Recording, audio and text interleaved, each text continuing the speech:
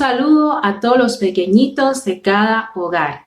Le damos gracias a Dios por la presencia de cada uno de ustedes. Le damos gracias a Dios también a cada papá, a cada mamá que toman de su tiempo para estar con nosotros en cada lección.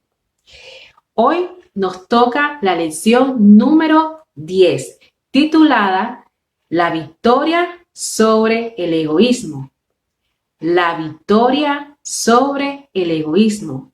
Y se encuentra en nuestras Biblias. Así que si no tienen su Biblia en la mano, es el tiempo de que la busquen rapidito. Sí. Y vamos a buscar el libro de Nehemías. Y la lección de hoy está en el libro de Nehemías, capítulo 5. Capítulo 5. Y antes de comenzar la lección de hoy, vamos primero a hablar con Dios. Señor y Dios, gracias por tus bendiciones, Señor. Te pedimos que nos perdones nuestros pecados, Señor, y que prepares nuestras mentes y nuestros corazones, Padre, para recibir tu palabra. Y que no solamente quede guardada en nuestras mentes, sino que la vivamos cada día, Señor. En el nombre de Jesús, amén. El capítulo 5 de Nehemías nos habla de la usura, problema que tuvieron los judíos en varias ocasiones. Consistía en prestar dinero a los pobres y luego exigirles un interés muy alto. La ley de Moisés decía claramente: cuando prestares dinero a uno de mi pueblo, al pobre que está contigo, no te portarás con él como logrero, ni le impondrás usura. Eso está en Éxodo 22-25. ¿Y qué significa un logrero? Un logrero era una persona o es una persona que presta dinero a un interés muy alto o con ánimo de lucro. ¿Y qué significa usura? Usura es la acción de cobrar una suma excesiva de interés por un préstamo. Entonces, en la ley de Moisés no solamente estaba esto, sino también había otras leyes en consideración a sus hermanos. Por ejemplo, también había una ley que decía: cuando tu hermano empobreciere y se acogiera a ti, tú lo ampararás. No tomarás de él usura ni ganancia, sino tendrás temor de tu Dios, y tu hermano vivirá contigo. Eso está en Levítico 25 también. Y dice: y no exigirás de tu hermano interés de dinero, ni interés de comestibles, ni de cosa alguna. Eso se encuentra en Deuteronomio 23:19. También estaba prohibida la esclavitud entre los judíos. Y cuando tu hermano empobreciere, dice, estando contigo y se vendiera a ti, no le harás servir como esclavo, no serán vendidos a manera de esclavos. Los judíos podían cobrar interés a la gente de otras naciones y también comprar como esclavos a los extranjeros, pero no a sus paisanos. ¿Y qué es un paisano? Un paisano es una persona de tu propio pueblo, de tu misma tierra o de tu propio país. Sin embargo, se olvidaron en más de una ocasión de estas leyes a causa de la avaricia que tenían en su corazón. Entonces, dice así el versículo 1 de capítulo 5. Vamos a leer del 1 al 5. Dice: entonces hubo gran clamor del pueblo y de sus mujeres contra sus hermanos judíos. Había quien decía: nosotros, nuestros hijos y nuestras hijas, somos muchos. Por tanto, hemos pedido prestado grano para comer y vivir. Y había quienes decían: hemos empeñado nuestras tierras, nuestras viñas y nuestras casas para comprar grano a causa del hambre. Y había quienes decían: hemos tomado prestado dinero para el tributo del rey sobre nuestras tierras y viñas. Ahora bien, nuestra carne es como la carne de nuestros hermanos, nuestros hijos como sus hijos. Y es aquí que nosotros dimos nuestros hijos y nuestras hijas a servidumbre, a esclavitud, y algunas de nuestras hijas lo están. Y no tenemos posibilidad de rescatarlas porque nuestras tierras y nuestras viñas son de otros.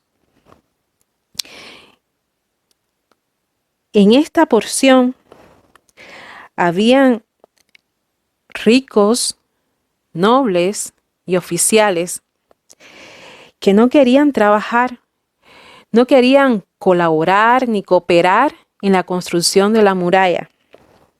El pueblo se sentía fatigado con un trabajo duro, agotado ante el incansable acoso de parte de los enemigos. Estaban pobres y carecían de las cosas necesarias para la vida. No tenían dinero para pagar los tributos y tomaron prestado para pagarlos.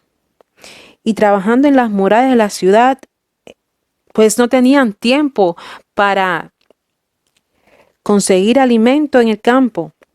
Encima de todo esto, llegaron quejas contra la terrible explotación de parte de los judíos ricos que no estaban dispuestos a ayudar, sino que forzaban al pueblo a vender sus hogares e hijos sin tener posibilidad de rescatarlos.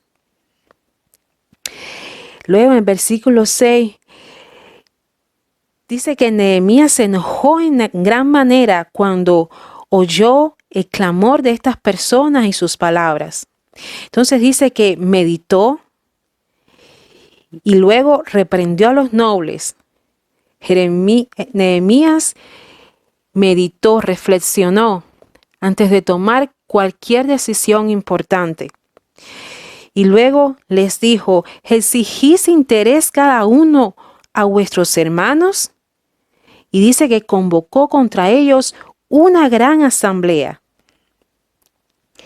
Aquí el compromiso de los nobles oficiales con el proyecto de reconstruir era prácticamente inexistente.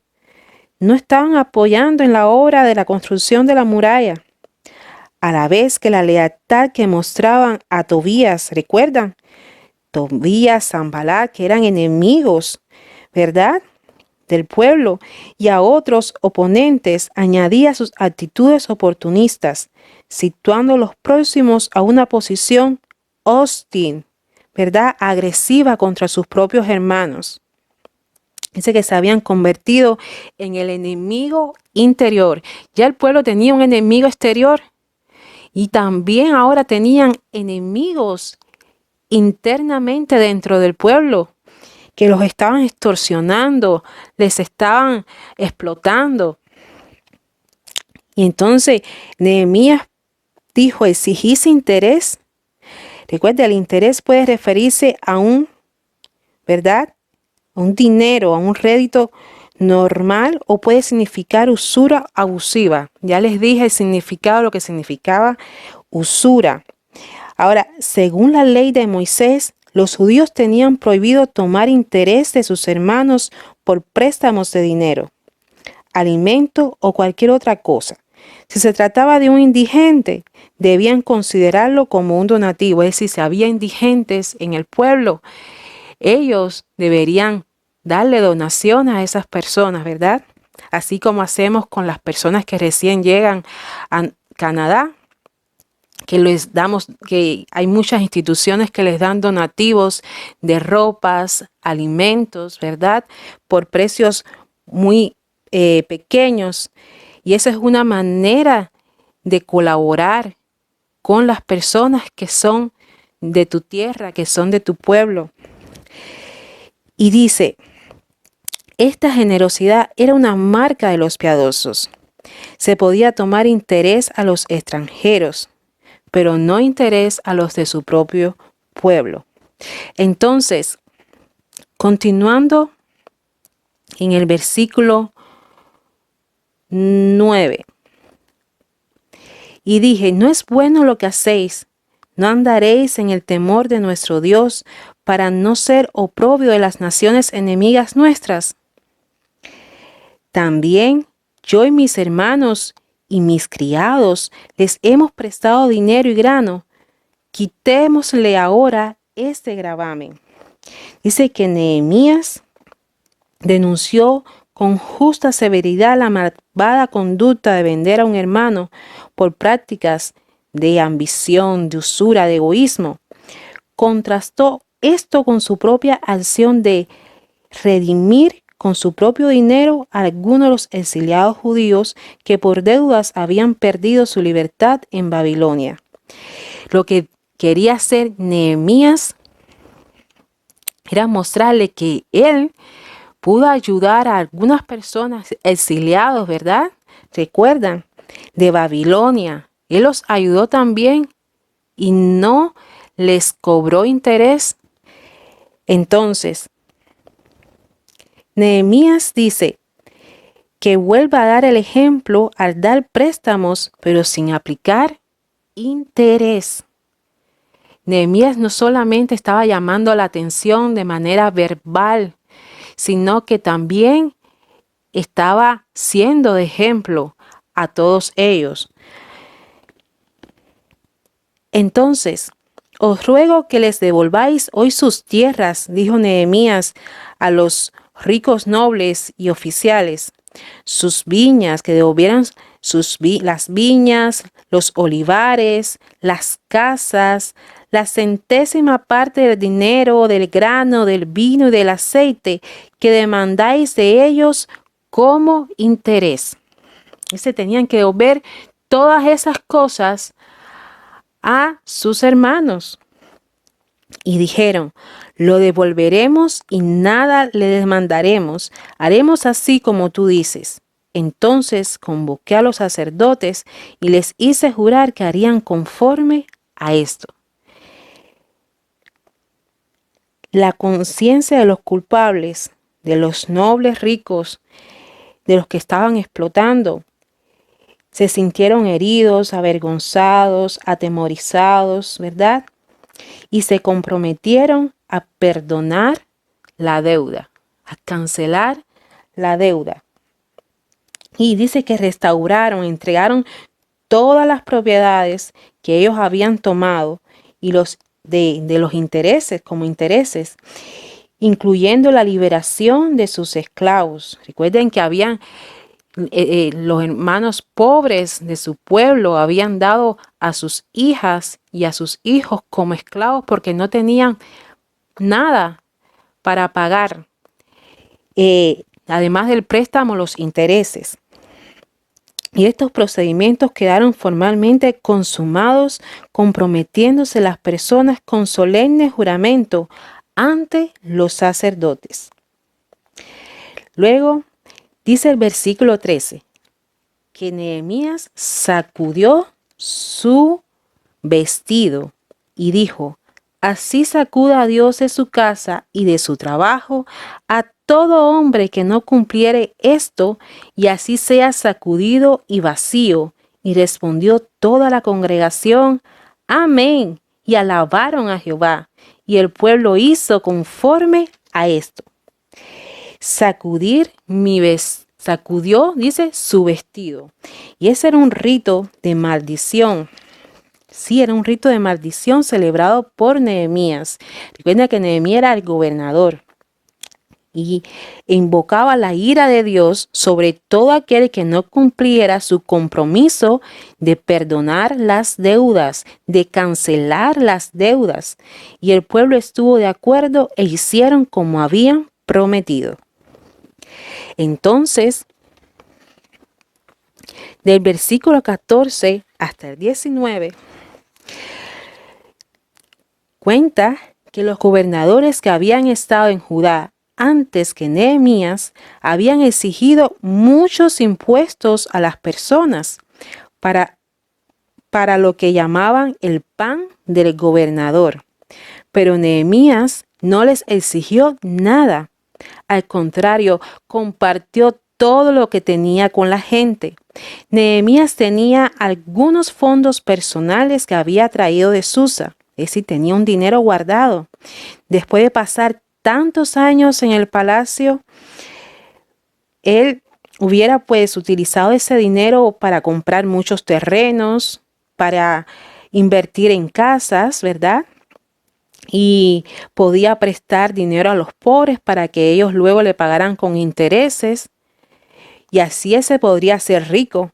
Pero no, Nehemías no hizo esto.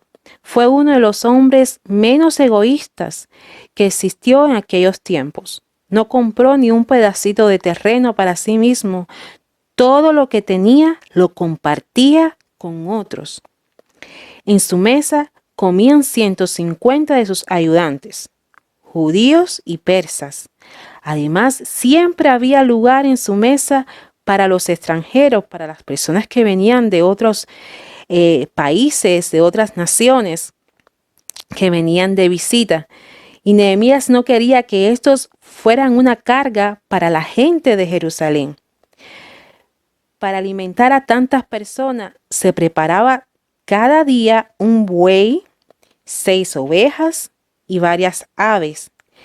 Cada 10 días Nehemías encargaba también vino en abundancia para su mesa. Pero todos estos gastos los pagó él mismo. Nunca exigió ningún impuesto porque veía que la mayoría de las personas eran muy pobres. Nehemías no había llegado a Jerusalén deseando que toda la gente le sirviera a él. Más bien hizo como Cristo, ¿verdad? Más bien como Cristo había venido para ayudar y servir a los de su pueblo. Recordamos que el Hijo del Hombre no vino para ser servido, sino para servir. Nehemías tenía este mismo propósito. Por eso no se dedicó solo a dar órdenes en la construcción, sino que también trabajó juntamente con los demás. Restauró una parte del muro, aunque no había comprado heredad. Con este ejemplo de bondad ante ellos, los nobles no pudieron más que decir: haremos como tú dices. ¿Qué aprendemos de la lección de hoy? Vamos a hacerlo con unos ejemplos. En algún momento, puedes que hayas dicho: jugaré contigo si me prestas tu juguete. O ese balón es mío porque estaba abandonada. O has pedido un lápiz prestado con la intención de no devolverla. ¿Cómo crees que se sentirían tus compañeritos? Tristes, ¿verdad? Porque se los quitaste.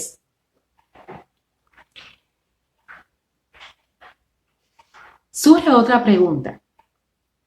¿Quieres que otros estén tristes para que tú puedas tener más cosas o más dinero? En la lección de hoy aprendimos que debemos imitar la acción de Nehemías. Nehemías compartió lo que tenía con otros. Posiblemente no tengamos tanto como Nehemías para compartir alimentos con 150 familias, pero como dijeron una vez Pedro y Juan: lo que tengo, te doy. Lo que tengo, te doy. ¿Qué podemos compartir? Podemos compartir nuestra comida, podemos compartir juguetes, libros, nuestro tiempo. Y también podemos compartir algo muy importante que todos podemos hacer. Y es compartir las buenas nuevas del Evangelio con nuestros compañeros. Las buenas noticias de la salvación. Sí. Y surgen otras preguntas. ¿Es que serás como los nobles ricos y oficiales que vinieron para ser servidos? Se quedaron con los brazos cruzados, esperando la oportunidad para aprovecharse de sus hermanos? ¿O serás como Nehemías, que vino para servir, para colaborar, para trabajar junto con sus hermanos en la construcción del muro? Nehemías compartió sus bienes con otros. Cristo hizo aún más. Cristo no solo vino para servir, sino que también vino para dar su vida en rescate por muchos. Sí, Él vino para dar su vida en rescate por muchos. Dio todo lo que tenía. Puso su misma vida para librarnos a nosotros de nuestras deudas espirituales. ¿Lo aceptarás hoy?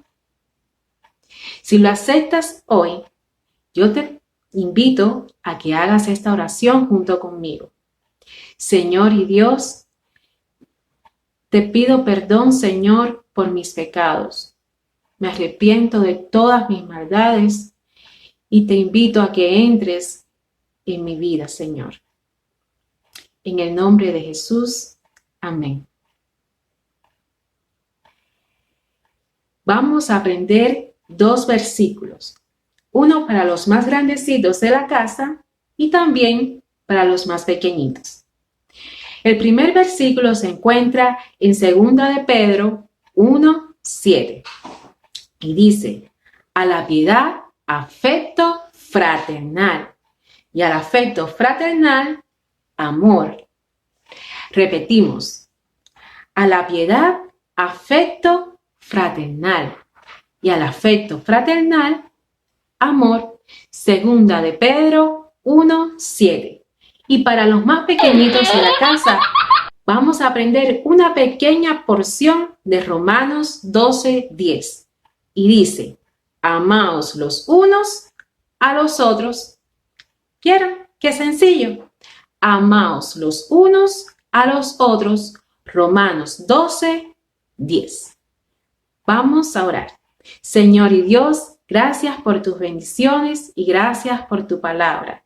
Te pedimos, Señor, que la apliquemos y la vivamos en nuestras vidas, Padre. En el nombre de Jesús, amén. Y les invito a que escuchen el canto relacionado con la historia de hoy. Amaos los unos a los otros. Y nos vemos en la próxima lección. ¡Chao!